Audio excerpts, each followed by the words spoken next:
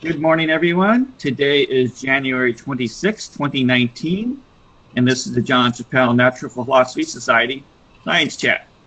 I am your host, Franklin Hu, and we invite you to join our mission at naturalphilosophy.org, where you can join or renew your membership.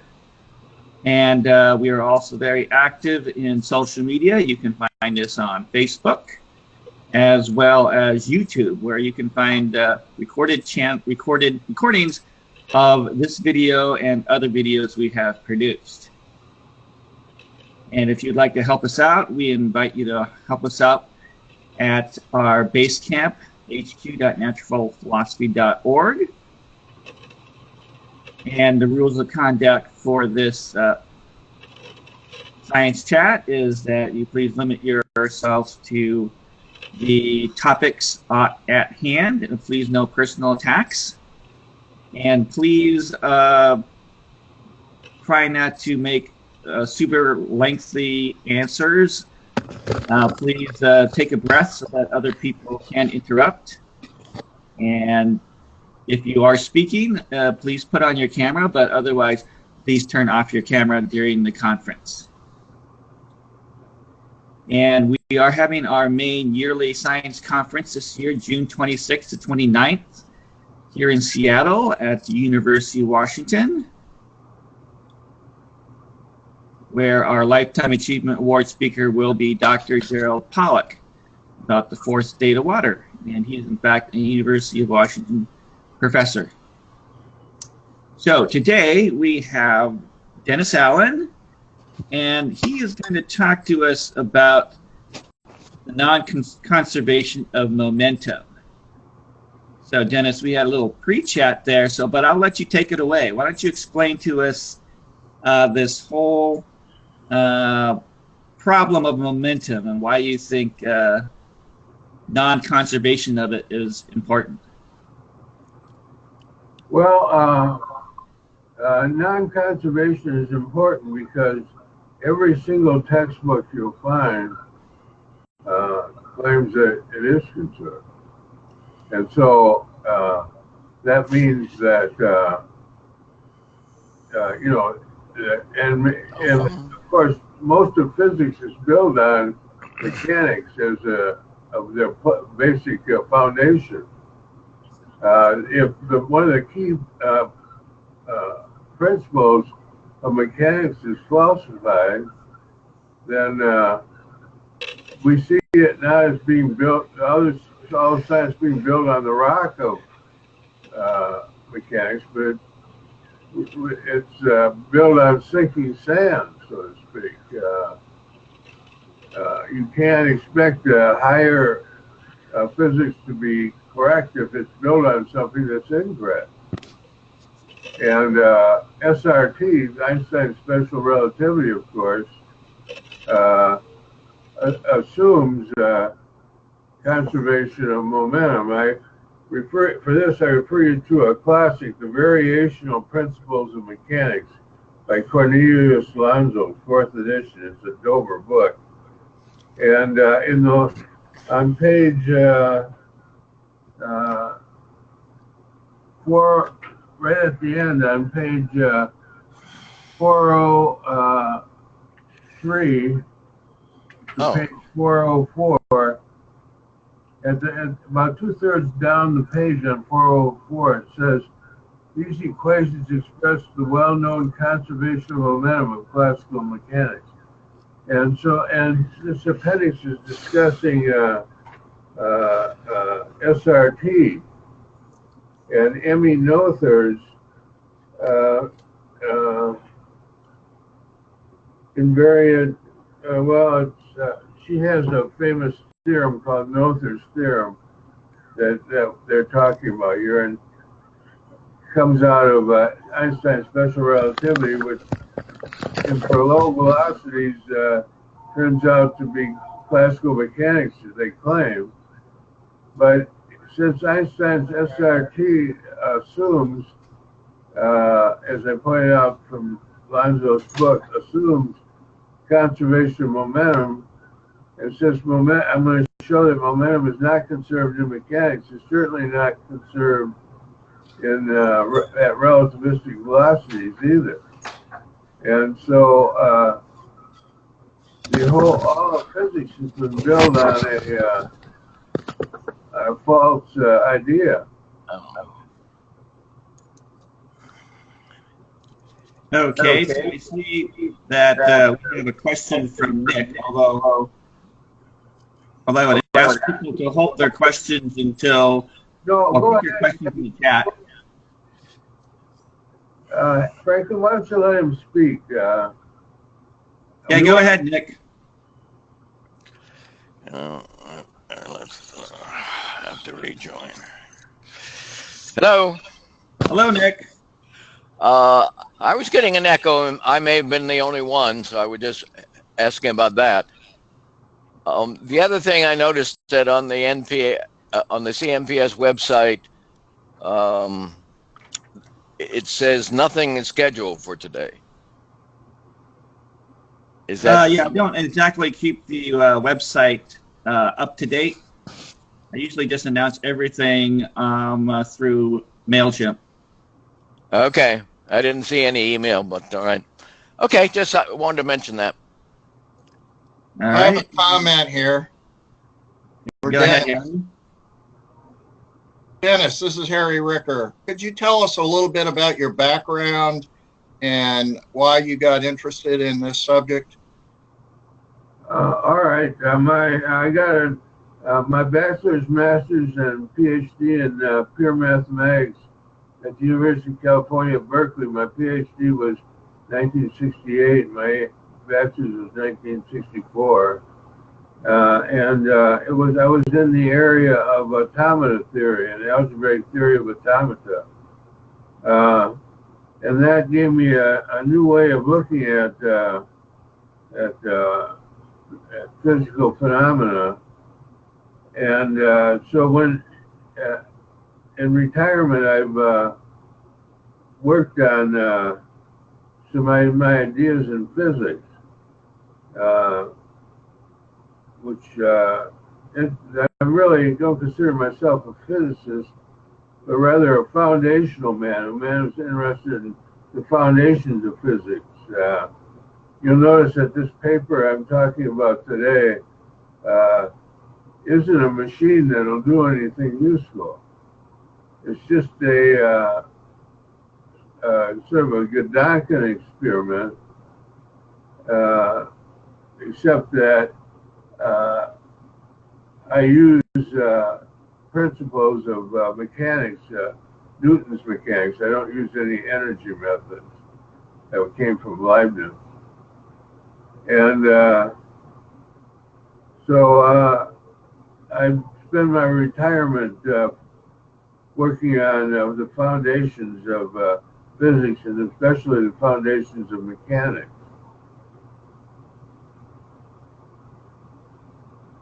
Actually, I found that your paper on the reality-oriented mathematician to be very interesting, and I'm not sure why you're not talking about that.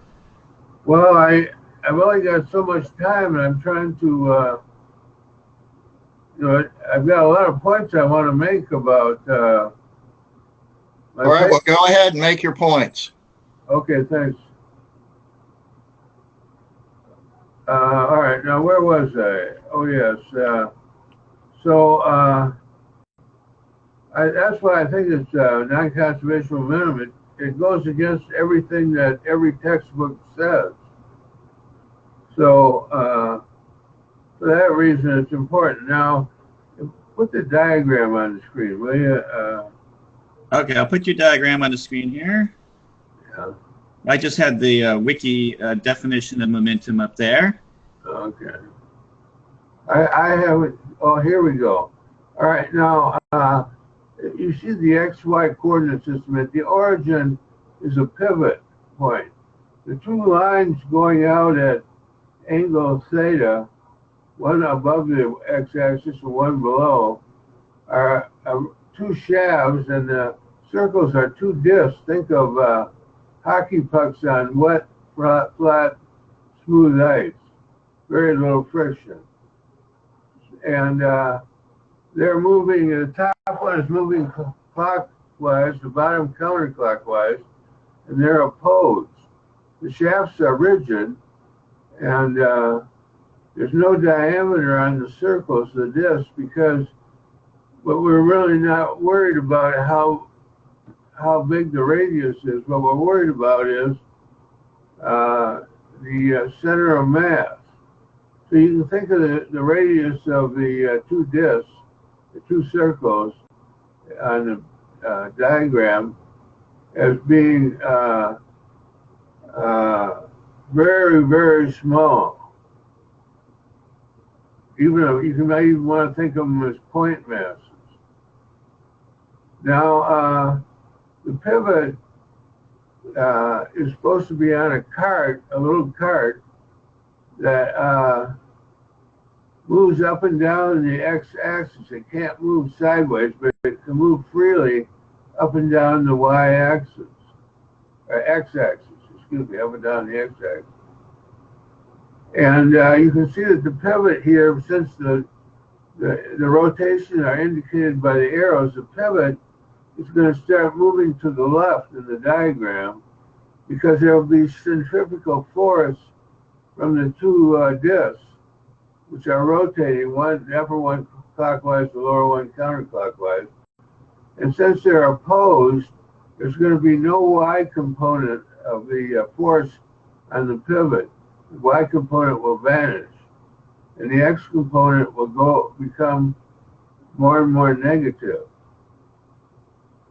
And we stop. This theta starts out to be 45 degrees, or pi over 4 radians, if you like.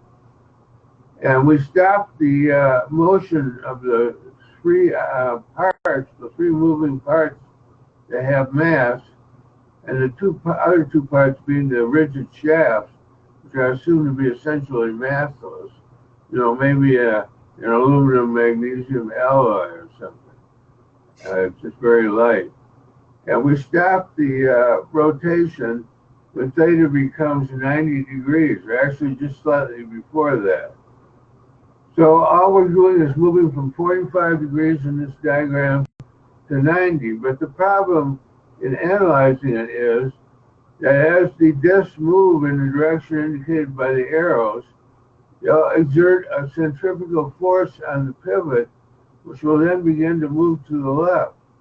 So if you take if you put a coordinate system at the pivot point, that coordinate system will be moving to the left at its origin. And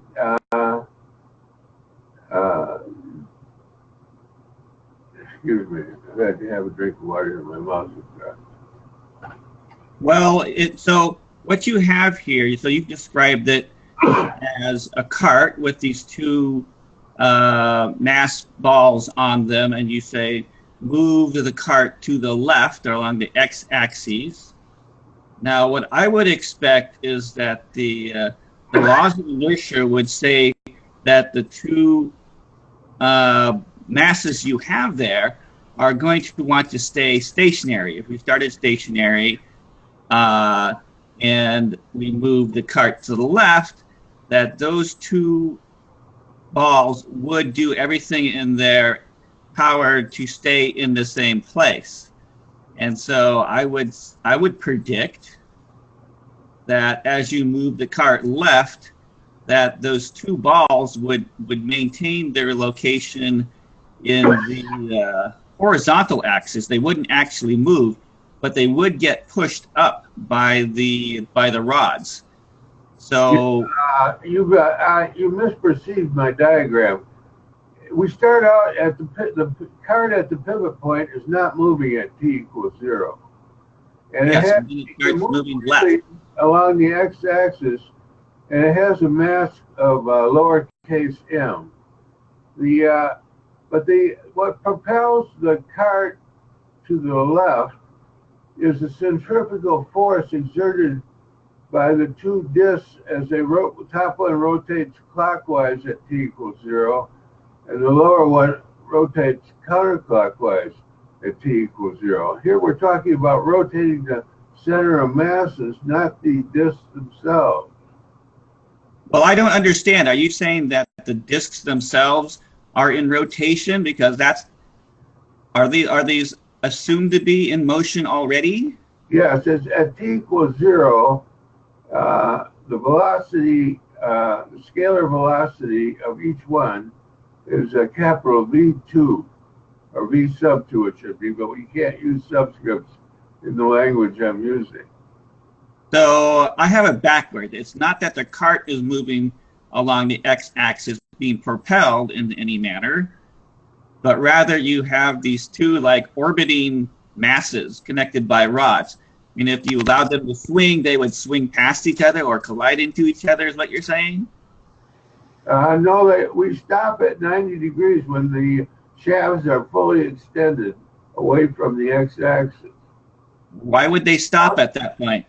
Theta only goes from 45 to 90 degrees. But if you have an object rotating about a center axis, then we're actually invoking angular momentum here. Are you doing that? Not exactly, because since the pivot has mass, it moves along the x-axis freely. The situation is more complicated. That's why momentum ends up not being conserved. Well, I'm still not clear about what physical situation you're setting up here. So you're saying that... Ask me a question that I could answer quickly then. Well, I think that's key to understanding. We first of all have to understand what's going on in your diagram, and that's still not clear to me. What actually starts out in motion?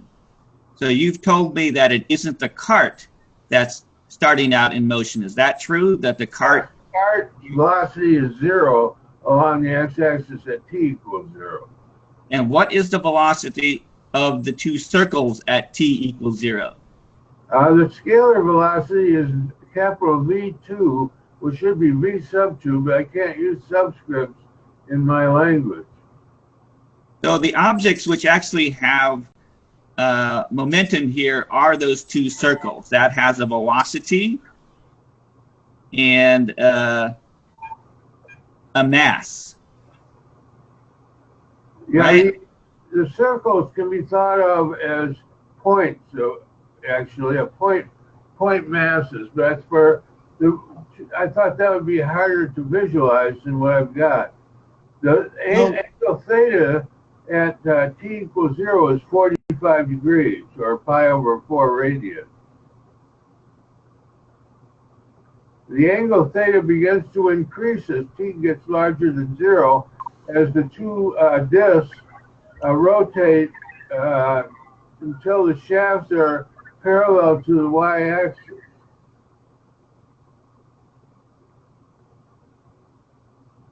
So I think I'm kind of understanding what you're talking about here, although I'm not sure what the significance of a point mass is, as in a point mass doesn't exist. That can only be... No, but you can approximate it as close as you want. You know. I mean, I could build a physical model here. I can take two billiard balls, stick them on two shafts as you have described here, and we could actually build something like that. That's not a conceptual problem. But you're saying that those two billiard balls start in motion somehow at a 45-degree angle. They're not spheres, they're discs. Hockey pucks. Okay, discs, hockey pucks. Yeah, we can do that. All right, so the diagram is the coordinate system, XY coordinate system here is a plane, and that plane is parallel to the surface of the Earth. Yeah, I've got that. All right. And so you've got these two discs in motion, and you're analyzing it as it travels from the 45-degree angle to the 90-degree angle. Is that correct? That's correct. That is correct. Okay, I think we have it clear. And you haven't said anything about the motion of the cart. Well, you can see qualitatively what's happening. The cart is going to start moving to the left. depending on how massive it is. Why would it move to the left? Centrifugal force. The centrifugal force. So you're saying that the centrifugal force will be a force away from the center of gravity. So you're thinking on the shaft, if you extend the shaft upward, say for the upward disc, if you extend the shaft upward, that'll be the direction that the centrifugal force will be at t equals 0. So you're saying that at this 45-degree angle, it's going to be pulling it like like two horses pulling a cart. It's just pulling in that direction. But the horses have to be centrifugal force horses. So I would imagine that as soon as these discs move to the other side, that they would pull it the other direction. Yeah, but they never get there because I stop at 90 degrees. So how do you stop it at 90 degrees? It's a mental construct. It's a Gedanken experiment. I mean, it's like looking at Mars through a telescope. You look at it at 10 o'clock tonight, you make your notations, what you see. Then you look at it at 10 o'clock the next night, you make your notations. Why 10 o'clock? Well, why not 10 o'clock? So this diagram, if you put like a wall along the y-axis so that these bars, as soon as they hit that, are just going to get stopped. So somehow, let's suppose in order to start this I don't want them to be stopped. I just want to stop looking at them once they get to 90 degrees. Because by that time I'll make my point. The thing is that any real experiment, if there is not any physical barrier, they are going to swing to the other side and they are going to pull the cart the other direction. That's right. So, I mean, that could be important in this analysis here because you can say...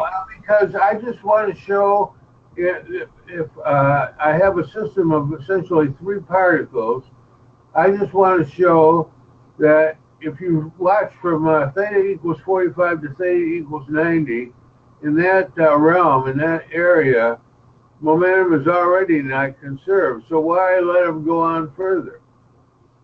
Because when it swings around to the other side, you can see that it's conserved because the motion moves to the other side. So that overall, the center of gravity over time would remain the same.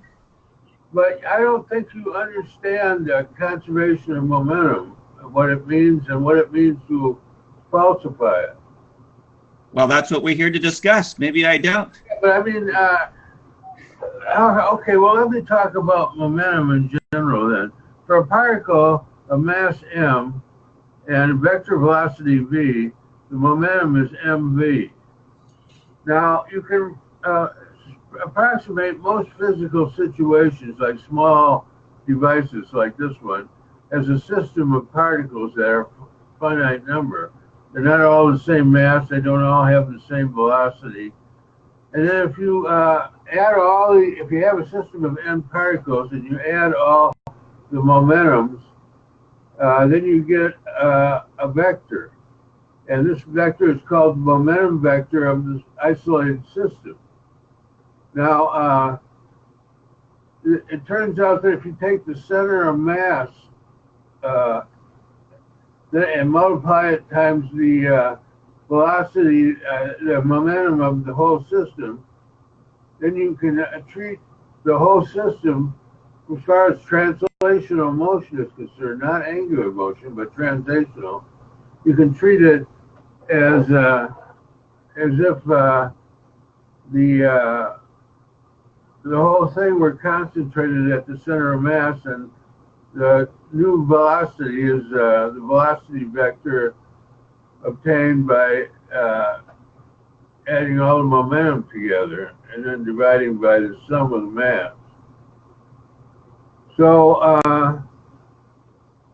when you look at it from this point of view, it's pretty easy to show through vector analysis, they claim anyway, that momentum is conserved in an isolated system. Isolated meaning that, like think of something in free fall out in space, or on the Earth something on a flat, perfectly flat table that has no friction.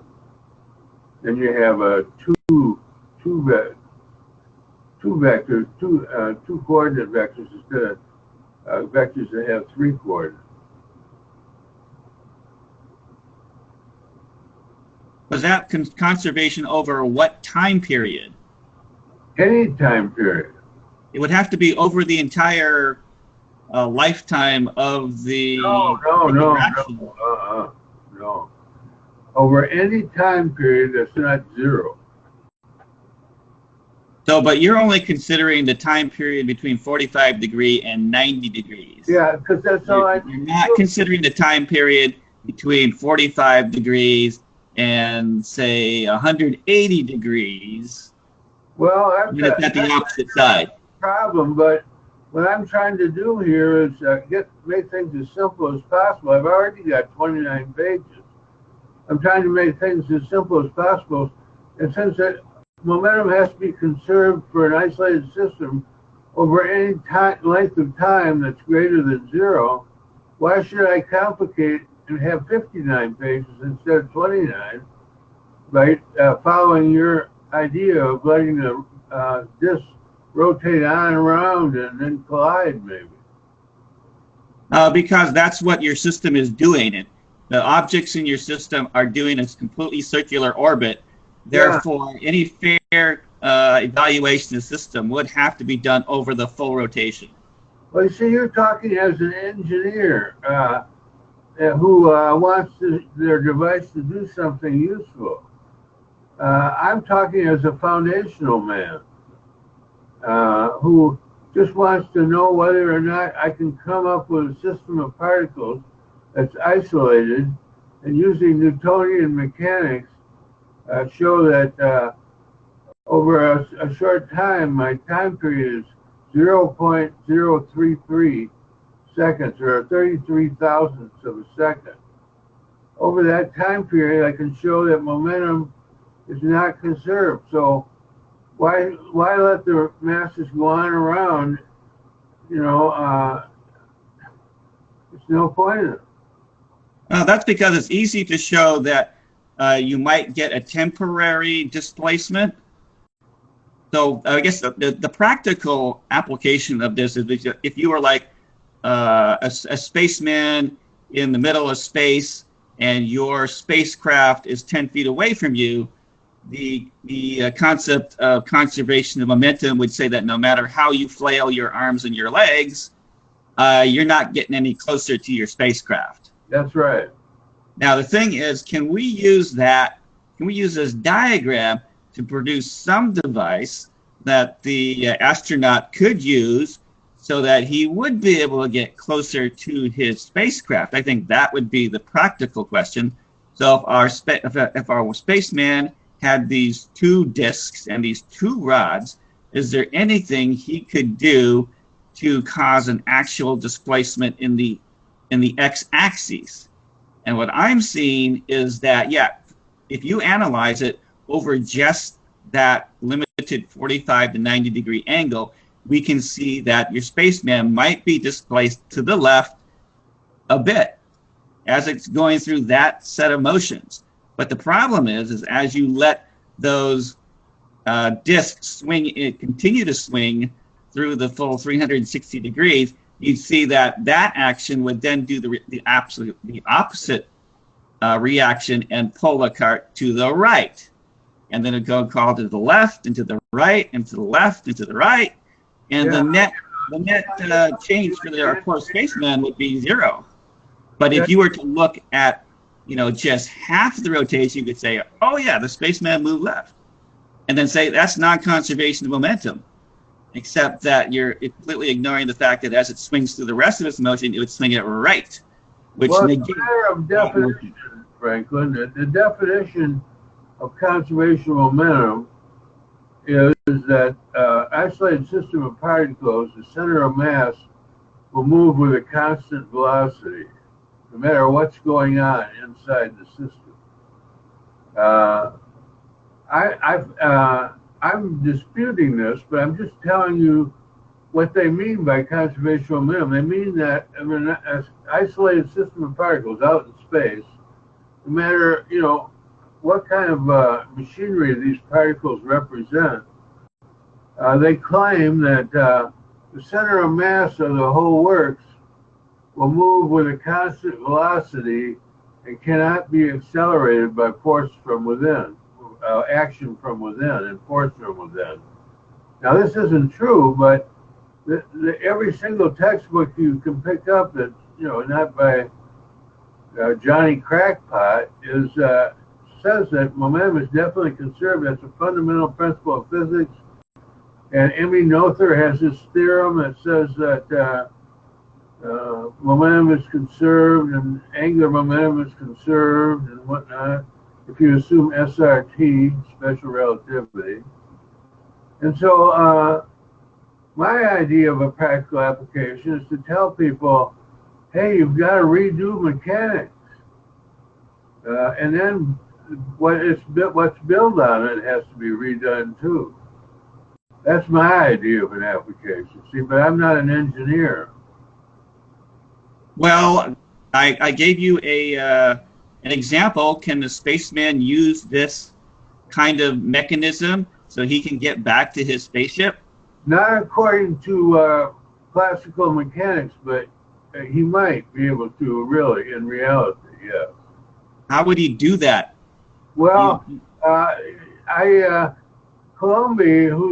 Maurice Colombe, whose idea I'm taking part of here, has a paper, Force Netty, that indicates, and he also has a patent, which is, if you download my 29-page thing, if one of the pages, I forget which one now, has his patent number, a U.S. patent. Oh, there it is. Patent here. That's it. And he got a patent because he had a working model. Andre Michaud, M-I-C-H-A-U-D, tells me, he's the one that sent me Maurice's work. He tells me that Maurice had a working model. That's it. That's the paper. Maurice had a working model, and so he got a patent for it. So you're arguing. You've got me in a tough position here. I don't happen to believe momentum is conserved, but everybody else does. So how can I argue that a spaceman can't use this device or some similar one to get back to the spaceship when I'm just saying that that's what the books say, the textbooks say. I don't say it, but the textbooks do say it, and I'm trying to correct that.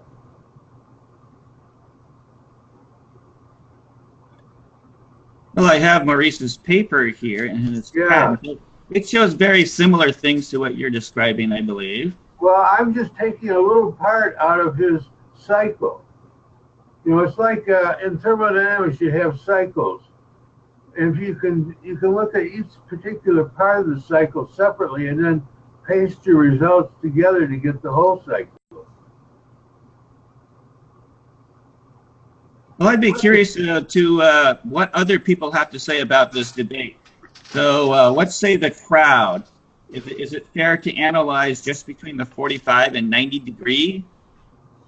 Or do you have to consider the entire cycle that would have to result from such a device? I'd like to hear more of what he has to say. Well, what do you I really think this is a point worth debating.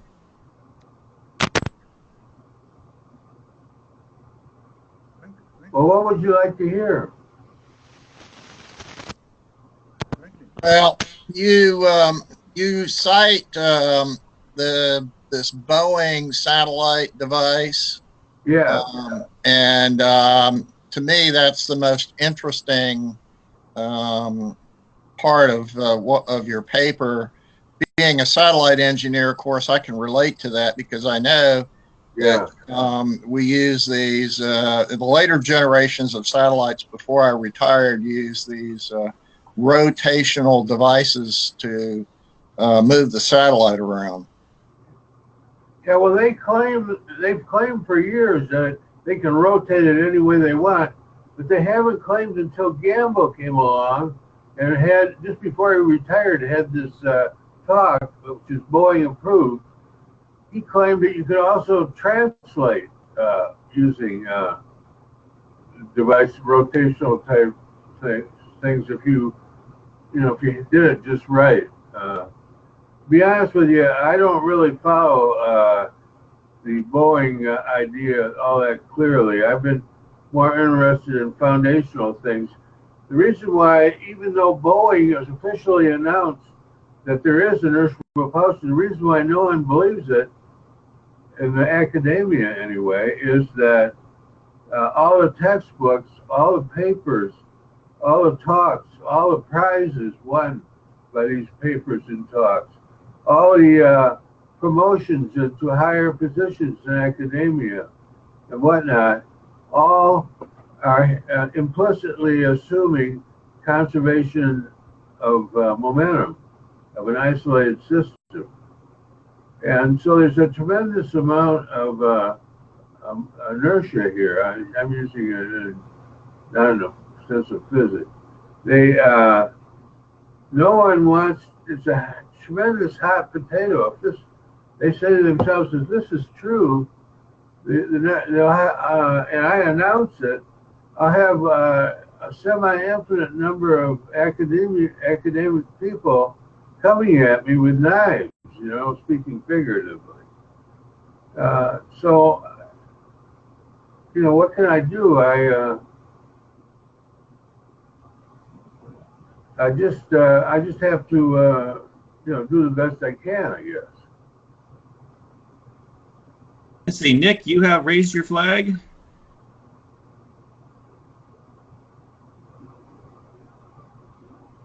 Go ahead, Nick.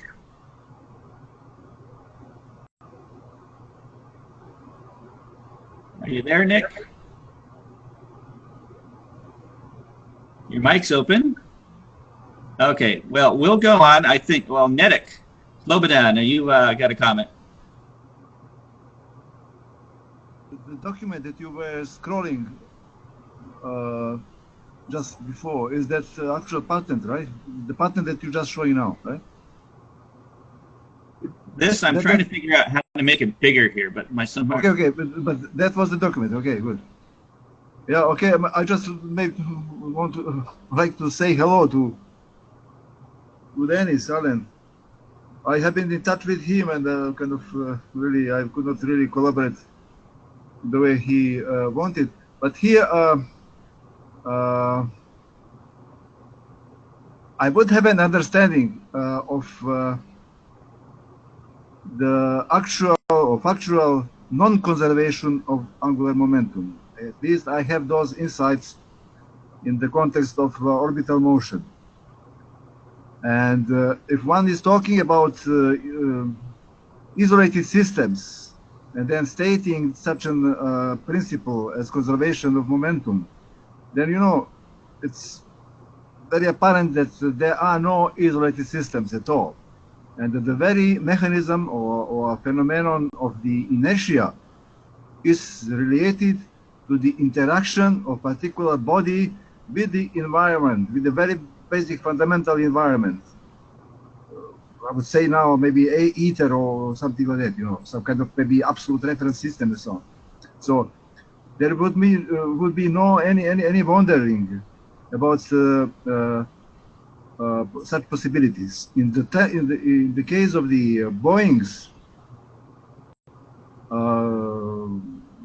inertial propulsion involving two large gyroscopes that are put in turning and then launched up there, and then just by manipulation of the motion of those gyroscopes in the opposite directions, the I would say progressive propulsion happens. Or if that happens in the opposite directions, then again linear momentum appears in the opposite direction. So it's quite understandable for me. here is something that doesn't involve such a system, but maybe those rotations can again be related to it. So what I'm missing here is actually more clarity on part of Dennis' presentation, you know. Well, what do you need to be clarified? I mean, that very basic system and the full cycle, as Franklin is insisting on. There is no cycle. There is no cycle. I mean, in Columbi's patent, he does have a cycle. He built a watercraft and made it go with just inertial propulsion. But I'm just analyzing one part of his cycle. I don't really have a cycle to make clear. You know, here in Boeing case, I just recently was in touch with Michael Gamble, who actually was leading that project. Actually, it goes about how say compensating the precessional. Yes, Precessional movement of both of them, and then they what remains is kind of the progressive. I mean, that might be having very, very strong analogy with the electromagnetic realm, you know. They seem to be too far away from each other, but essentially there would be very, very basic similarity, very basic kind of identity, I would say identity of those processes and mechanisms. well, you know, when it comes to modeling, one may be having a system is working counter to the adopted principles of conservation of energy. And on the other hand, you know, I mean, it is interesting how one can model and should model systems to really have what one has produced or and what one could produce. So well, you have been talking here about your approach to the modeling, you know. yeah, Then, well, my approach is in Appendix 1 of the book, Why Does Classical Mechanics Forbid Inertial Propulsion Devices When They Evidently Do Exist? If we turn to Appendix 1, it says a summary of technique. That's on page 22. There it lays out in 4 pages, 3.5 pages, what my approach is to modifying classical mechanical methodology.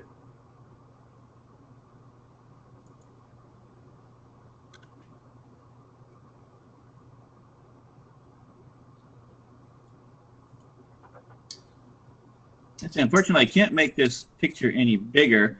So I was showing a page from Wiki about spacecraft reaction systems, and those are used to reorient satellites. So things like the Hubble telescope use those things to change which star it's pointing at, and it doesn't have to use any fuel to do that. But we're talking about here is the potential of being able to actually move a spacecraft as if it had a rocket motor attached to it and actually change the orbit rather than just change orientation around the center of gravity. Yes.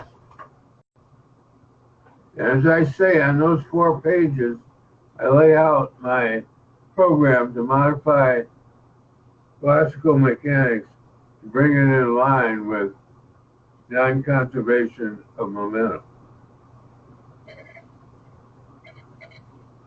So can we do that? I mean, that would be very useful for spacecraft designers who currently have to use precious fuel in order to change the orbital parameters of their spacecraft. I mean, that actually determines the lifetime of a spacecraft, is the amount of fuel they can carry. That's right. However, for years, according to Gamble, and it was a Boeing-approved talk, they have been using inertial propulsion to lift their satellites, which decay. They're in low orbit, and so they decay over, say, a period of 12 months. And then they have to go up to a higher orbit again, which involves translation rather than rotation. And they've been doing this for like 10 years or so. So you're saying that they already have this kind of propulsion that doesn't require any fuel. Oh, yeah, they do. But when they announced it, no one jumped on the bandwagon. And the reason why is, as I said before, in academia, if you get promoted, you have to believe in conservation momentum. To even keep your job, you have to believe in conservation momentum. It's every paper has to at least implicitly include conservation momentum. And nowadays, however, I use Newton's methods, but nowadays they have Lagrange's, the variational principles, Lagrange's method, and I'm forgetting the exact name here, using Lagrangian mechanics. But Lagrangian mechanics is, I just quoted out of the variational principle of mechanics by Cornelius Lanzos at the end of 2 or 3 pages before the bibliography. Emmy Noether shows that SRT means, which they accept, means that classical mechanics does conserve momentum. Well, since it doesn't conserve momentum, that means that all SRT and everything is wrong. So, Yeah. I don't know, Harry, is that right? Does that make that big a difference? Yeah, because you can prove momentum is conserved, and it is proved in the variational principles of mechanics, and pages 402, 3, and 4, I guess, that if you assume SRT, you get, in classical mechanics, you get conservation of momentum. But that's not correct. Well, essentially what it boils down to is that SRT is not assumes that the laws of physics, meaning the Newtonian laws of physics, are valid, and then it said, and so that's an assumption at the start. So it's no surprise that you can derive, you can go backwards and say, the same thing. So the hypothesis that momentum is conserved in is essentially embedded in SRT at the start. Yeah, and it's also embedded in Lagrangian mechanics, because Correct. the system has it's a simple system with constraints. It shouldn't be too hard to get a prediction of how the system will move from Lagrangian mechanics. I don't know very much about Lagrangian mechanics, but I know enough to know that it's almost for sure that they can come up with an answer. But the answer, would the answer be correct? Well, Lagrangian mechanics has implicit, according to Noether, our appendix at the end of the book there, Lagrangian mechanics has implicit conservation of momentum. So then, how are you to accept Lagrangian mechanics solution to how the system moves when you know that it's predetermined that it's going to conserve momentum as it moves, when actually if you use Newtonian stuff, which I happen to think is better than Lagrangian stuff, and then you get a different answer. So it seems that Lagrangian stuff is down the tubes too. Well, that's the basis of quantum mechanics, so that won't be too upsetting to me. But the whole thing is based on the principle of least action in Lagrangian mechanics. And the least action principle has to do with the conservation of both energy and momentum. Yes. But Newtonian mechanics is always the plan B for Lagrangian mechanics. If you have a problem and you can't solve it in Lagrangian mechanics, then you have to go back and solve it in Newtonian mechanics. And this is especially true in the case you have friction, which is a passive force, not an active force. In a friction problem, Lagrangian mechanics doesn't do too well, but Newtonian mechanics does. Bob, you raised your hand, your flag. Right. I want to ask David, where is your mathematical presentation showing the problems that you are describing? I've just looked through the PDFs that Franklin made available to us, I guess your book and so forth, and I'm not seeing any mathematics in there. Where's the mathematical derivations that would show that the center of mass is not constant throughout that 45-degree swing? Well, the center of mass is not constant. And where's the mathematics that shows that? Well, I'm showing it right now. okay, there it is. And where can I get that? Well, Franklin should be able to give it to you. Yeah, I can post that. Please do. But as you can see, Dennis has lots of math here. Wonderful, wonderful. I'd love to see that and go through it. It's just, it wasn't part of the announcement with the other two documents. I think what Dennis' thesis is, which I think is more clearly stated in his paper about the reality mathematician or something like that.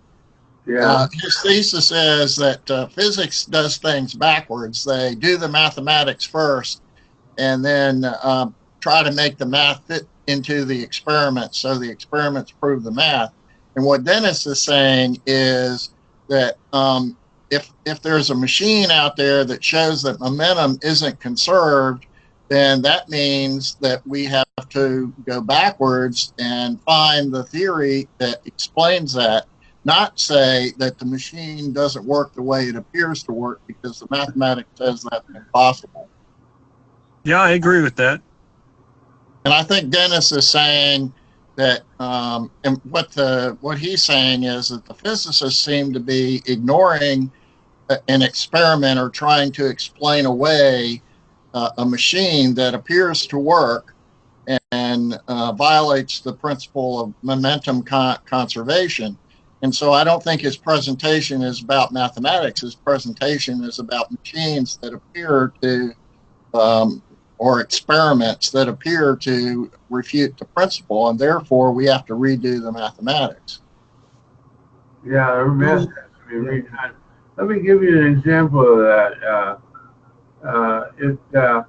Centrifugal forces nowadays, Newton used them as a regular force, but centrifugal forces nowadays are considered fictional forces.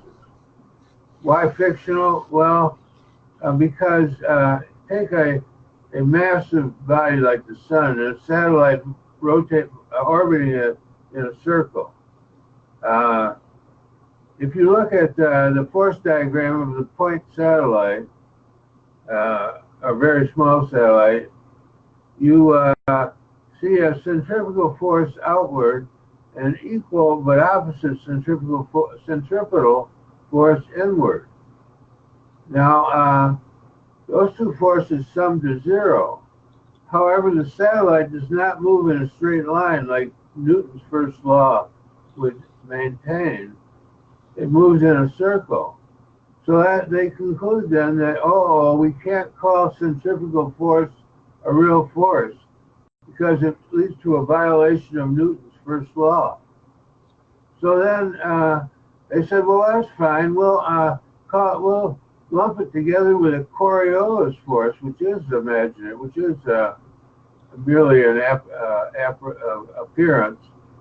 And we'll lump it together with Coriolis force and claim that these are fictional forces which only occur in rotational coordinate systems. Well, that seems to solve the problem, but there's a famous English philosopher by the name of Chesterton who pointed out that philosophers, and he's talking about doctors of philosophy and physics too, philosophers nowadays are like confidence men. If they can just lure you around a corner, they'll explain everything to you. And so that's what happens in Newtonian mechanics nowadays. if you wanted to call a real force a centrifugal force, which you can measure and write a formula down for and everything, if you're willing to go along with him and classify this as a fictional force along with the Coriolis force that only works and only appears in rotational coordinate systems, then they'll explain everything to you. But the problem is it's not honest to say that centrifugal force is a fictitious force, because it's real. It's Coriolis forces that aren't real. So let's get back to your original paper. I want to make sure that you have time to explain all your points here. So we're looking at your diagram here, and I think we understand what's going on here. So you're analyzing the swing from the 45 to the 90-degree angle. So would you like to explain the paper here, as Bob was interested in what you have to say in your analysis here? Well, I start by, this paper is not exactly crystal clear. I start out and I change notation by the time I get to page 2.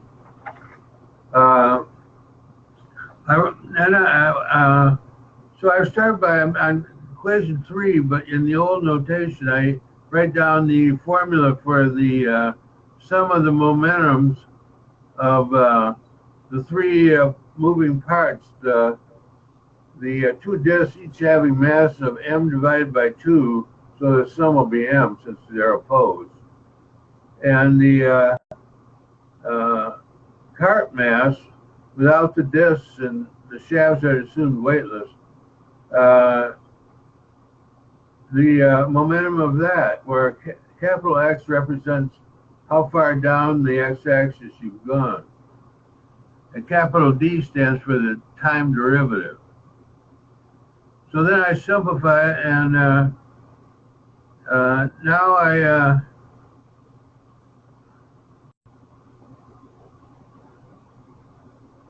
I introduce the angle theta that's in the diagram, which is the angle that the shafts make with a negative x-axis. All right, then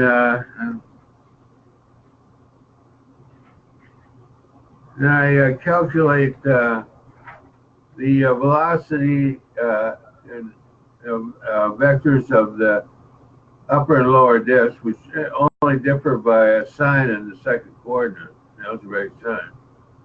And then I compute the acceleration.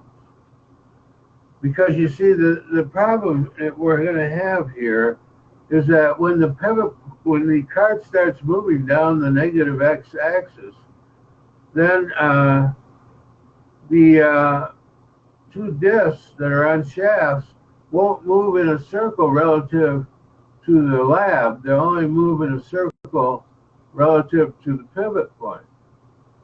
So it's hard to deal with this, because instead of talking then about centrifugal forces, we have to talk about centrifugal-like forces. Since when the pivot being accelerated like that means that the cart that contains a pivot being accelerated like that means that you don't really have either rotational motion or translational motion. You just sort of have motion. That was a famous statement by Ernst Mach. He said, I don't believe in linear motion. I don't believe in angular motion. I just believe in motion. Which sounds kind of stupid, but it's really not when you look at this example. That's a quotation I got that out of A.P. French's Newtonian mechanics, which is used at MIT for years. He was a professor. French was a professor at MIT, and his job was to funnel good students into the physics program. He wasn't, he never did anything original, but he wrote books that were really good for undergraduates to read and understand.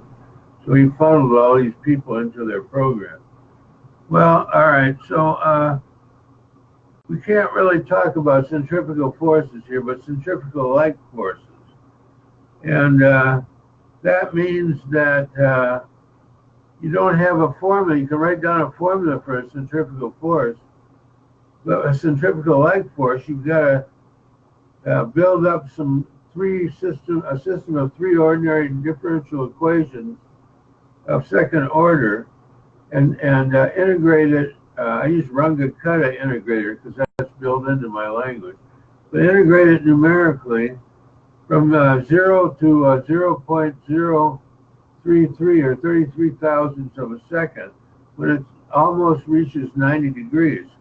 Theta almost reaches 90 degrees. And also the shafts are a problem too, because you have a tension in the shaft, but the shaft is free to move, rotate at the pivot. It's just that it can't be extended or compressed. So that's another difficulty. So I go through all the calculations for that, and then the problem comes up. Well, you have an accelerated coordinate system, since your coordinate system's origin is at the pivot point. And that means that it's not an inertial system. So what do you do about that? Well, French discusses this a little bit in his book, Newtonian Mechanics, and basically what it comes down to is you add on a correction term, which I justify. Let's see, where do I do that? Can you tell me which equation you're at while you're explaining this? Yeah, 27. Are we already down to 27 here? I was trying to follow along as you're explaining here. Yeah, page 5, number 27. We're down to page 27. Okay, there's the equation number 27. Yeah, you're going up to, okay. Now, the first one is the force on the disk 1. The second term in 27 is the force on disk 2. And the third term is the force on disk 3, which, however,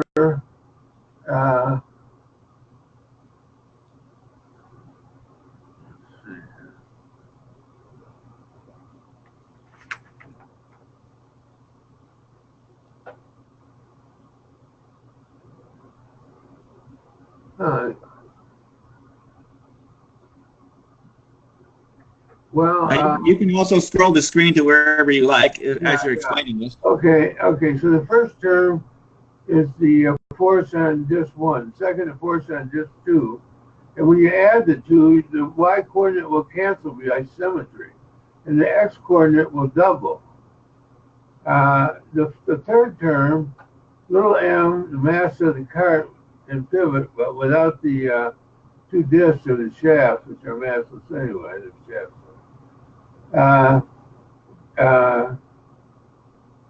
Plus m, capital M, the sum of the masses of the two discs, which each are a mass m over 2, but you have to multiply by cosine theta.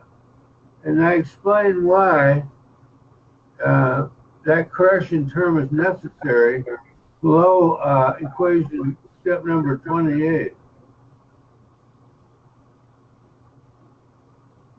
It's necessary because the system is not an inertial system. As I say, French discusses this. Let me see if I can give you a page number on that. It might help.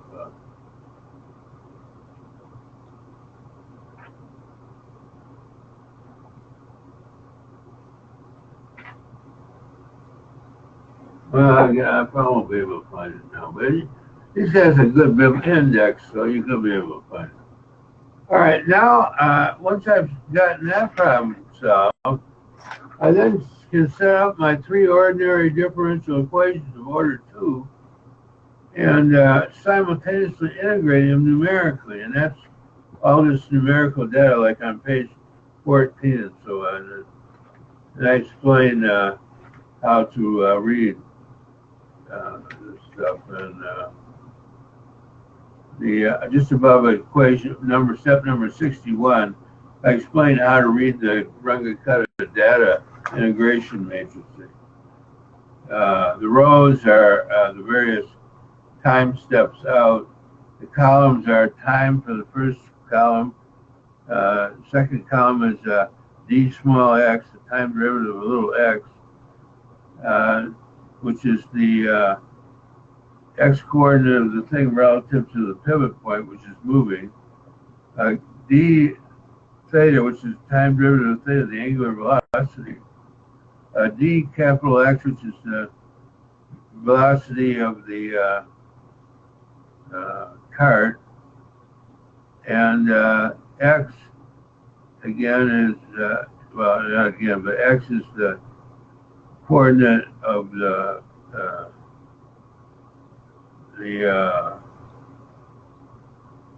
upper disk, and the lower disk, since the x coordinates are the same. Theta is the angle that we've been talking about, and capital X is how far the cart has moved up and down the line. So then I do this integration, then I calculate the momentum. Turn to page 20.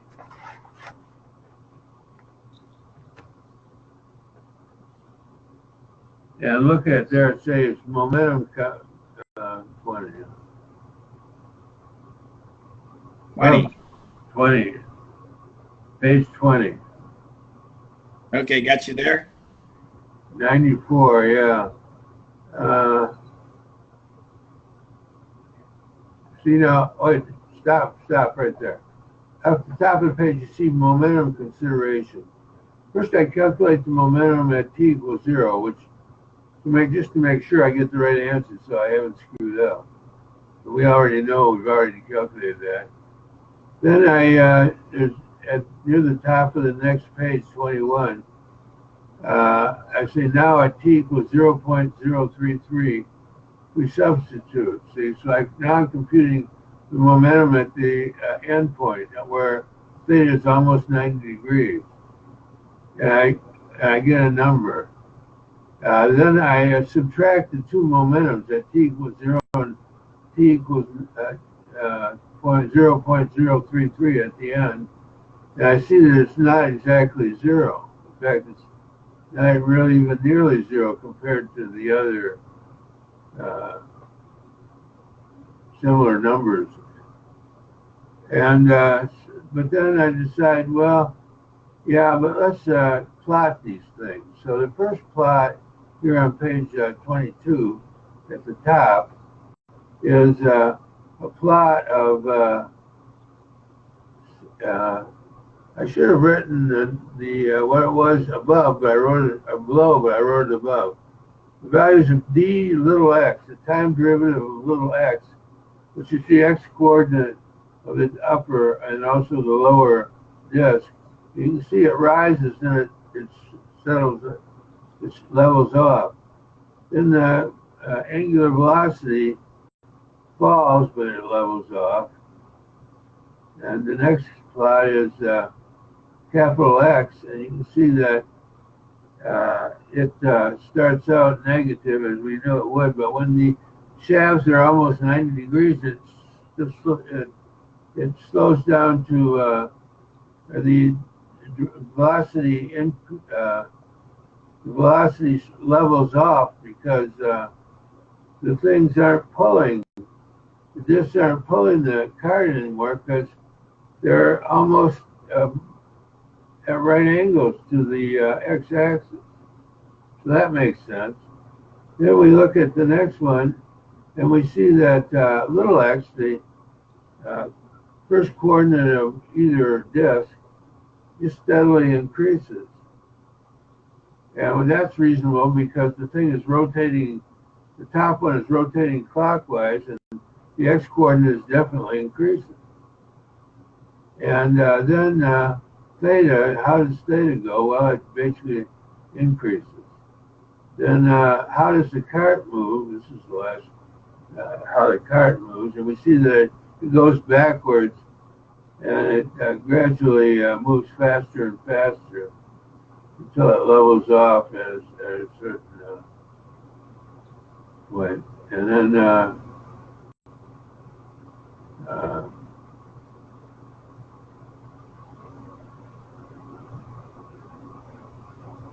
we go down to toward the end.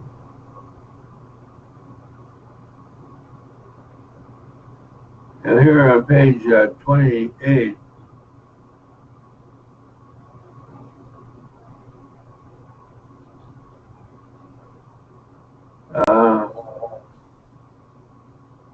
is the total system momentum. We see it's definitely not a constant. So momentum is not conserved, unless I've made a mistake somewhere. But you know, I tried to make this as simple as possible, but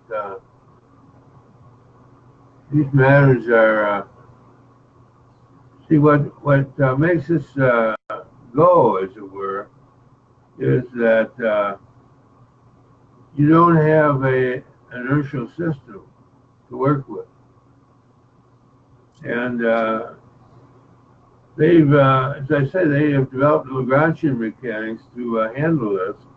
The Lagrangian mechanics starts out by assuming that momentum is conserved, so they conclude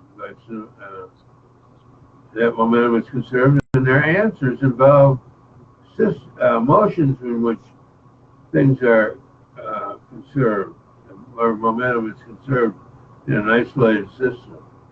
So how much confidence can you place in these in a situation where Newtonian mechanics, which the Lagrangian mechanics people fall back on when their Lagrangian mechanics doesn't work very well?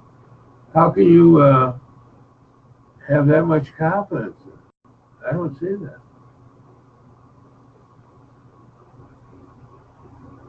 All right, Dennis, is that what you wanted to present for your paper? What questions? Yeah, if there's any questions, right now might be a good time, because I can see that, like you were right, that you can't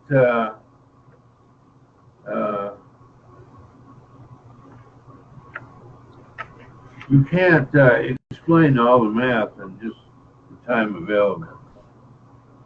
I have a question. You have a section in your paper where you talk about causality and you cite Jeffermenko. Jeffermenko, yeah, Oleg Jeffermenko, yeah. He was a professor at West Virginia University, I think it was. Correct.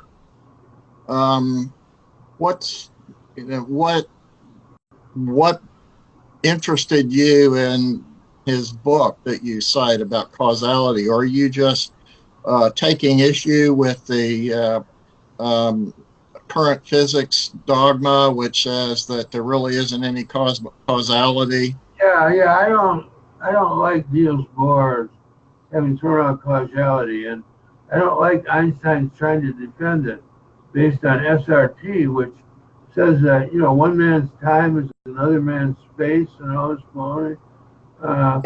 No wonder he didn't win that argument. That Einstein didn't win? No, Bohr's idea that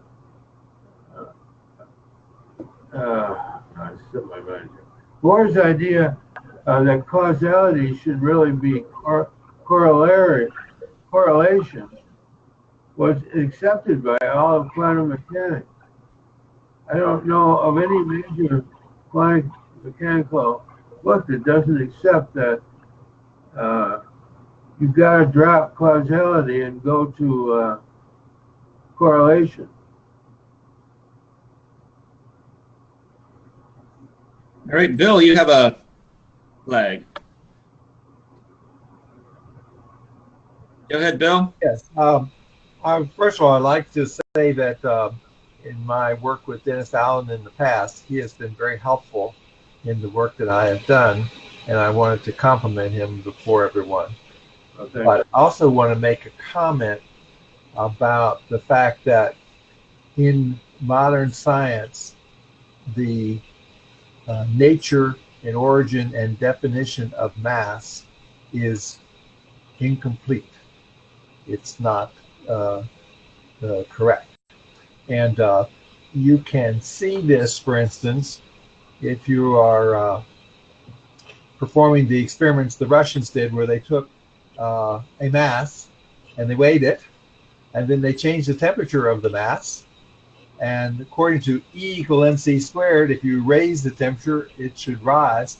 And what they found is that they slowly raised the temperature, the mass rose, and then it dropped. And then as you keep on heating it up, it rose again, and then it dropped. And as you keep on heating it up, it goes through these cycles. And that's not in anybody's definition of mass. Oh, no, that's true, Bill. The second thing is that when we were measuring the force on Pioneer 10 and 11, going out away from the sun to the outer edge of our galaxy, we discovered that the force did not agree with our mechanics. And if you say the force of gravity is big G m1 m2 over r squared, well, it failed. Why did it fail? The mass was growing as you got farther away from the center of from the sun. And then if you look at spiral galaxies and you look at the velocity of the outer spiral arms of spiral galaxies, that velocity is impossible according to classical mechanics and even Einstein's general theory of relativity. And but Bill, we want to get back to the topic here, which is right. So anyway, what I wanted to say is this topic of conservation of momentum and stuff like that, inertia, has to do with the definition of mass, and we don't have a definition that's acceptable. It's never been defined. Newton said he had never defined it. Einstein said he had never defined mass, and yet we're attributing to them that they did, and we have standards for mass, but we keep changing them. We just changed it recently, and mass is decaying. We don't know why. And so what we did to try in astronomy and in our solar system, what we did is we invented dark matter and dark energy as a correction factor to our definition of mass. And the amount of dark matter and dark energy in the universe is now 96% of the universe, and 4% is real mass and energy. And well, what does this have to do with, I mean, in this particular case, using the mass as a primitive, I think is probably perfectly fine. The question still remains, is the momentum as defined by mass times velocity, classically, is that really conserved, or did Dennis show that this thought experiment shows that that's not true? Well, what Dennis said was that people keep modifying the theories as they learn more about mass. And well, actually, I don't think so, Dennis. Is that true? I don't think. No, what I say is that I define mass simply as resistance to force. Yeah, that's the classical way of doing it. I mean, for example, if mass does change over like thousands of years, that would not have any relevance here, I don't think. I mean, that might be an interesting thing, but it would still be mass equals force times F equals ma, basically, right? Well, you see, if you use an accelerator, and I've worked at accelerator centers, and you accelerate a particle, the mass changes. So what? But we go back to the poor spaceman who's like 10 feet away from his space capsule. You know, is there anything he can do to get back to the capsule? Because the law of conservation momentum says no. It says no matter how you flail your arms, no matter what thing you have, if it's isolated to your body, there's nothing you can do. The only thing you can do is you can throw matter outside of your body, like if you had a small rocket, if you had a fire extinguisher, you could do it. But if all the mass is retained upon your body, theoretically, they're saying you can't do that. Although Dennis is saying that, yeah, there's hope. You could save yourself if you can change the location of your center of gravity to actually translate it. So Yeah. did Dennis show that?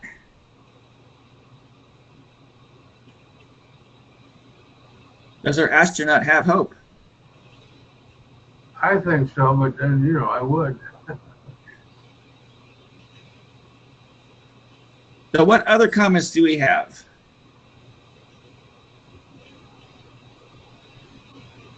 For example, Jim, do you think Dennis has made his point that the astronaut can save himself? You changed the subject, Franklin. You changed the specification of the question. Yes, I did. Well, we don't have an answer to that, and that's not what Dennis is claiming. So why don't we stick to what Dennis is saying? Well, Dennis is claiming a non-conservation of momentum in this case. So right now we're looking at the critical graph here. I mean, whatever the math says, it boils down to this, that the x-axis he's got plotted here changes. So, you know, it goes to like, you know, almost minus 14. I presume the x-axis is the time axis and the y-axis is the x displacement. Yeah. Well, Dennis, what do you think would happen if you continued the same analysis, but analyze it between 90 degrees and 135 degrees? Well, since it's left-right symmetric, you would just get your, if you started out at 90 degrees with velocity v sub 2 or v2, since I don't have subscripts, then you would expect to start moving to the right. And you would speed up as the thing swung around. And so you'd be the same sort of thing. And I might mention that this is what I should have done. Just moving backwards made the paper very hard to read because there's an algebraic sign that you got to worry about all the time. And I should have done that, but it's like writing programs. I used to be a programmer. When you get done, you finally know how you really should have done it in the first place. So. Well, that's okay, but you're saying that we would get a reflection of this graph, that the dots would continue. You started out with theta being the angle with the plus x-axis instead of the negative x-axis, and things rotated the other way around, then you would get a reflection, yes. So that would mean that the x displacement would go back to 0. You're showing in this graph here an x displacement going from 0 down to like maybe minus 1, 0 or something like that. But if we continue the analysis, going from 90 to 135, the next 45 degrees. Yeah, well, if you continued it on, then the x capital dx, the time derivative of the cart position, would change sign at 90 degrees. And then the thing would slow down since it's moving to the left, and until finally it came to a halt, then it would start up again. Provided that, you know, you didn't get to 180 degrees and have to stop the thing because of the collision. So where would that put the cart? The cart is characterized by one coordinate, capital X. The cart would probably head back towards the origin, but might not reach it. Why wouldn't it reach it? I don't know. I'd have to do the math. You know, these things are, you know, you have to answer a question like that honestly and correctly, you have to do the math. You can't just say, well, I guess this or that, you know, I mean. Well, the math would all be the same. I mean, I think we would agree that you don't have to do the math because it's just going to be a reflection. Well, if in the case that you replaced left minus x with x and kept y the same and everything, it would be a reflection. But if you're talking about swinging around from 45 to 90 and then another 45 degrees to 135, then it's not crystal clear to me that you end up back at the origin. Maybe you would. Well, that would be something to try. I would say that if you did the math, because you would find that it is just a reflection, that you would find that your cart would end up back at the origin. So Well, it's I don't know. Maybe that wouldn't. You may want to bet money on that, but I wouldn't bet the family farm and the family business too. because I would argue this. I would say that your math, everything you've done there, is perfectly correct. Yeah. And intuitively, it makes sense that during that particular part of the swing, that the cart is going to do a negative translation. Yeah. I think that's all perfectly fine. But I think that you would find that if you did continue to do the other 45 additional degree rotation, you would find you'd get the reflection of that calculation, and you would find that the cart would end up moving back from where it started. Thereby, you didn't cause a net displacement of the cart, which would have been the violation of conservation of momentum. So that's why I'm saying that you need to consider the next 45 degrees, because that would show that the cart didn't move, and that would confirm conservation of momentum. No. So that's where I think maybe your momentum by any experiment, thought experiment or not. But you can prove non-conservation of momentum by a single calculation. No, I would disagree. I mean, I'm thinking that there's no mistake in the math here. The thing that's missing here is the additional computation of what happens when that system continues to rotate the next 45 degrees. Well, because you would find that the system, if you were to build it in reality and run it, you would find it, you could see the cart wiggling back and forth. It would have a negative X translation, with what you're calculating, but then it would have a positive X translation as it rotated around the other direction. Uh-huh. And it would be, if your spaceman had this device in his hand, he would be going back and forth closer to a spaceship, further away from the spaceship, closer, but still not have any hope of getting to a spaceship. You understand? Wow. So I'm thinking that if you analyze this more, maybe you'll find the root of the problem here. No, that in this particular device does conserve momentum. Conservation of momentum says in an arbitrary but finite set of particles, all who have finite mass, that if you at t equals 0, it's isolated, assume it's isolated, then conservation of momentum asserts that for any t greater than 0, any now, that the system momentum has to be the same as it was at t equals 0. So to falsify that, you just have to find one particular time greater than 0 where the momentum has changed. The particle system of particle total momentum has changed.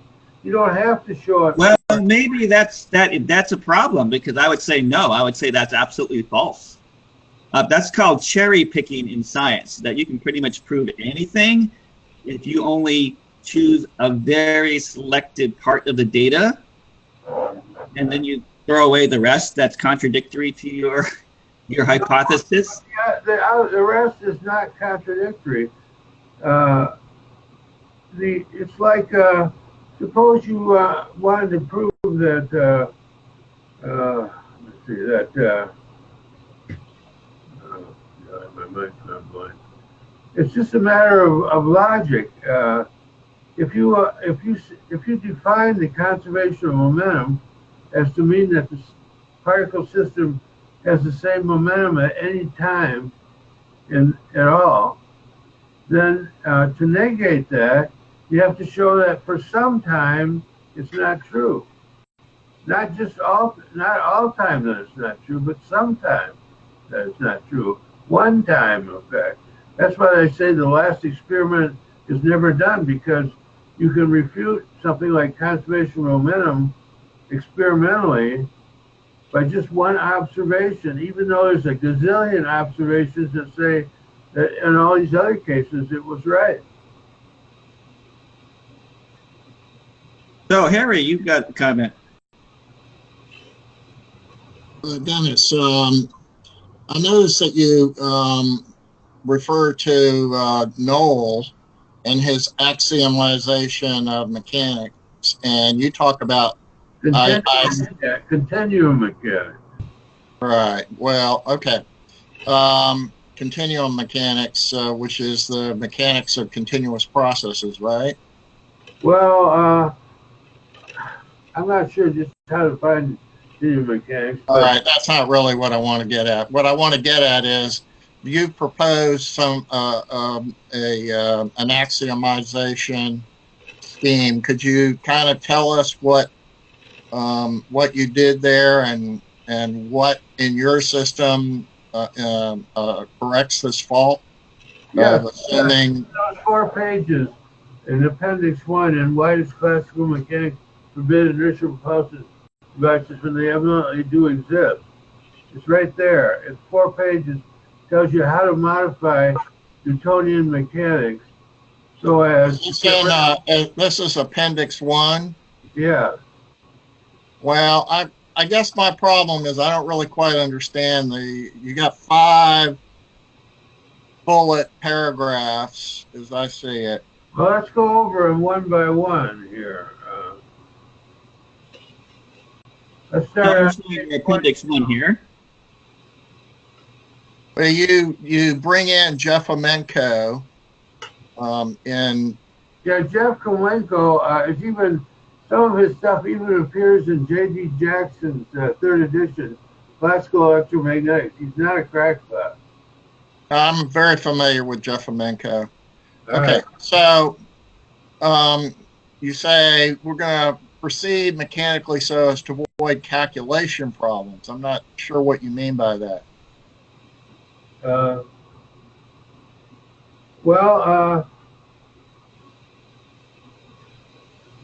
mean, do you mean like a difficulty in the math, or do you mean the problem is? I had to remember why I wrote that.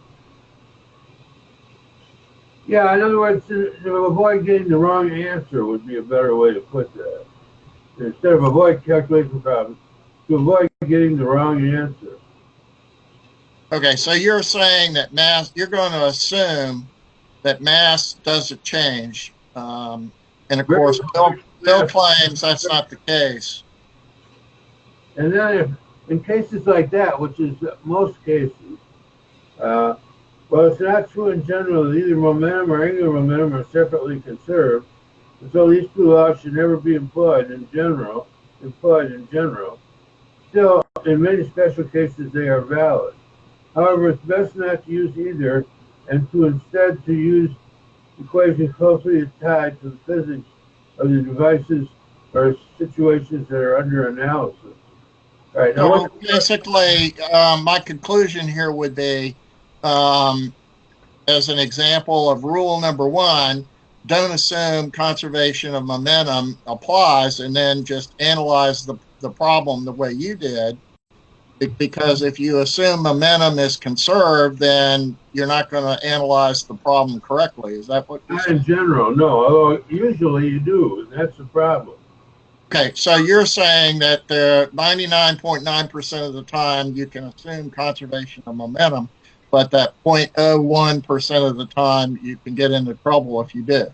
Yeah. All right. I don't really know about that 99%.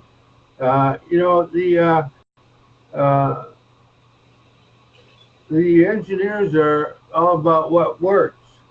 It may be true that there are all these gears and wheels and whatnot. Don't satisfy, strictly speaking, don't satisfy conservation of momentum. But if the thing works in the end, that's all they care about. And it's a physicist's problem to explain that it can't work. Number 2 here, an ordinary low-tech mechanical calculation, not involving electromagnetic phenomena, energy does seem to be conserved, and kinetic energy being the usual 1/2 mv squared the gravitational potential energy being the usual mgh. And so energy methods may be used freely to obtain solutions in closed form. But sure, the variable inertial mass okay, well, we'll skip about that. So in other words, you should go ahead and use conservation of energy as long as variable inertial mass doesn't occur. Then you've got a problem, but which I hopefully have solved in my Jeremy and I's book. Now 3, however, in the case the solution is not or cannot be obtained, is not to be or cannot be obtained in closed form, we must instead be obtained by numerically integrating the system of ordinary differential equations of motion, which we did in this paper, of course, with the independent variable being time. It is best not to use energy methods since the numerical accuracy problems may arise. You get the wrong answer. The preliminary work seems to indicate that if we accept the notion of Professor Owen D. Jeff Flamenco, that cause must precede the effect, which I go over in Appendix 2 and 3, then it follows that causality propagates through a system of finite velocity. So then, since there is kinetic heat in the wheel bearings, and with this heat propagating generally much slower than both the pendulum bob and the chassis velocity, talking about the Milkovic device, it seems that this propagation disparity may well explain important results numerical integration yields when energy methods are utilized. All right, any You're saying that energy methods can give you the wrong answer. By energy method, you mean conservation of energy? Yeah, and just, yeah, okay. And I'm just saying that when you use numerical methods, you may run into trouble. I'm not criticizing energy methods in general, but I found in my calculations that using energy methods, especially if there's a friction involved, and Cornelius Lanzos talks about friction too, and what a problem that is for Lagrangian mechanics.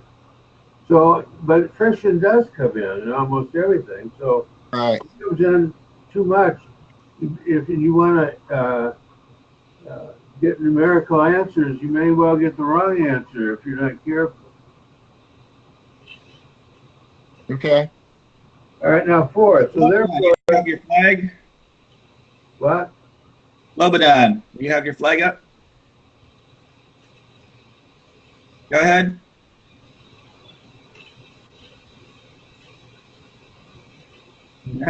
So I'm looking back at my emails here. So back, you have this thing. Well, wait a minute. We didn't get to 4 and 5 yet.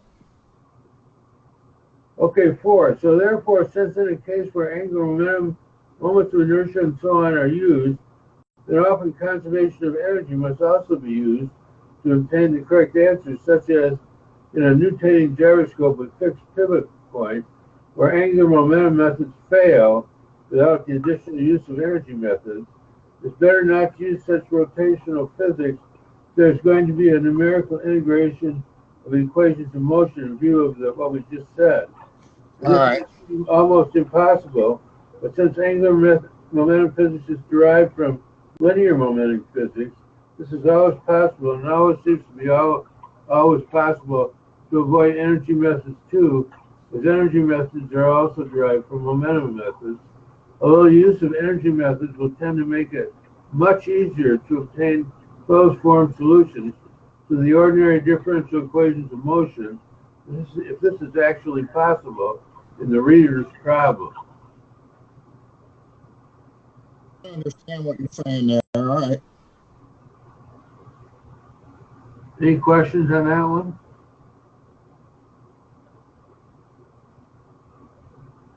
Well, Slobodan, you raised your flag again. Are you there? We're getting a little bit close to the end of the. Sorry. Can you hear me now? My mic was off.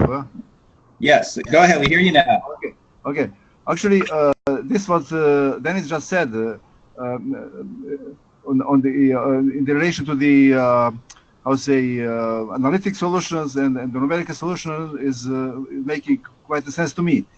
You know, the issue is actually that classical mechanics has been wrongly, how say, founded, and then they had to go with those kind of postulations of the energy and momentum, angular momentum conservation, and all those how say frameworks as Lagrangian and Hamiltonian and so on.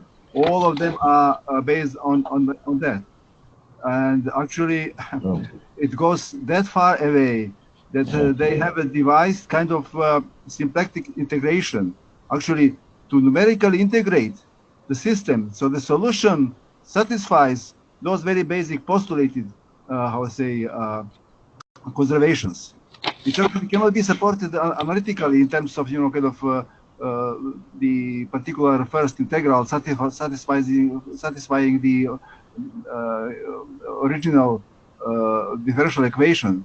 The situation is really terrible bad there, you know.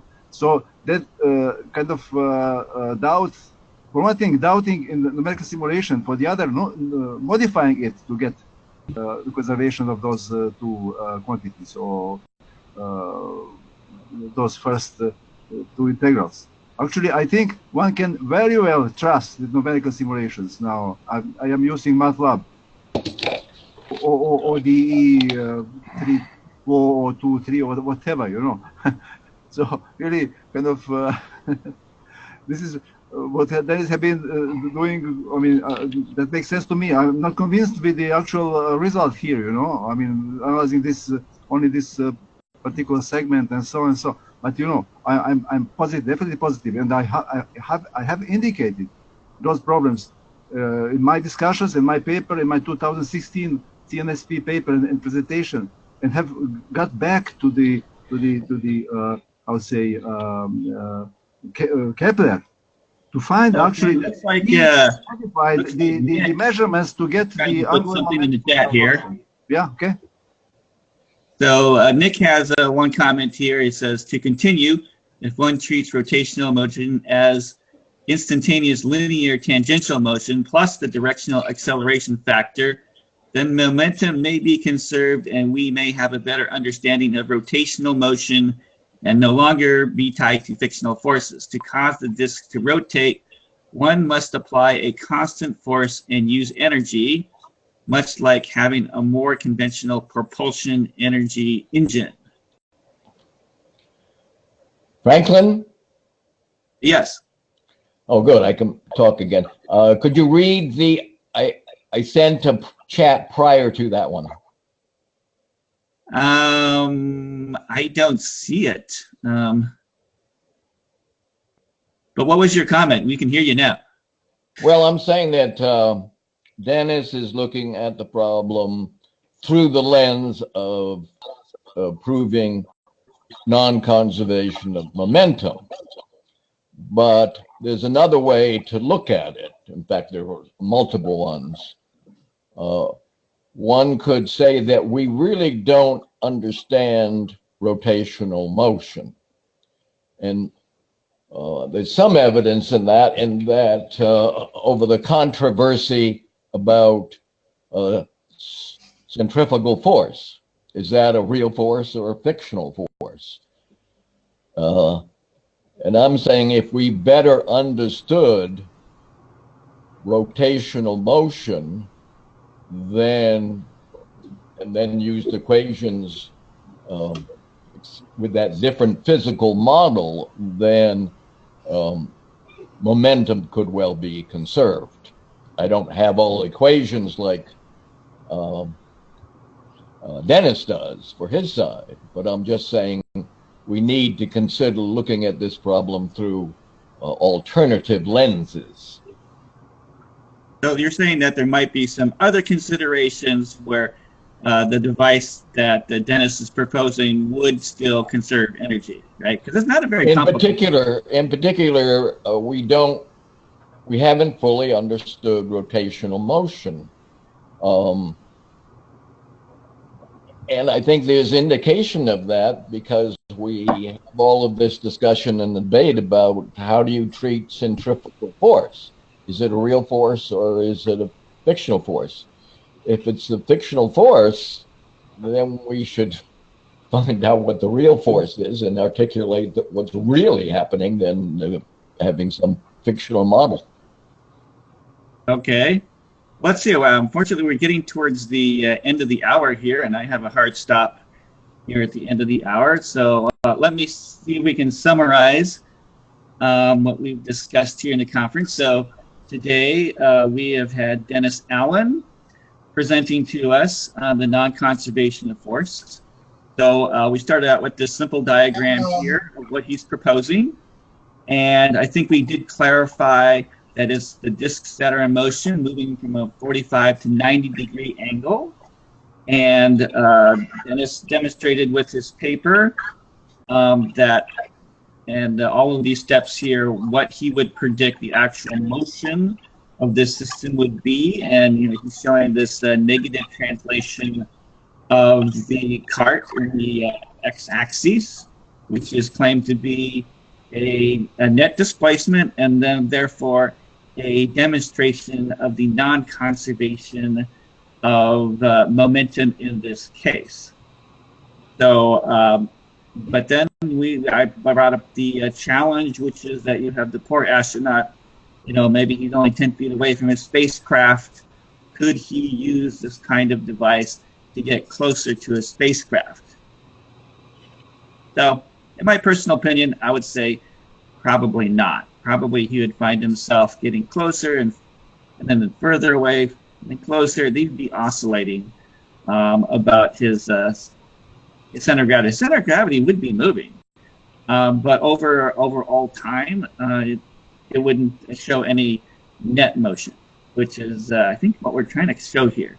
But Franklin, let me give you two counterexamples to that. Suppose he's 10 feet away, and Dennis's machine going from 45 to 90 degrees will propel him 10 feet, just enough to get back to the spaceship.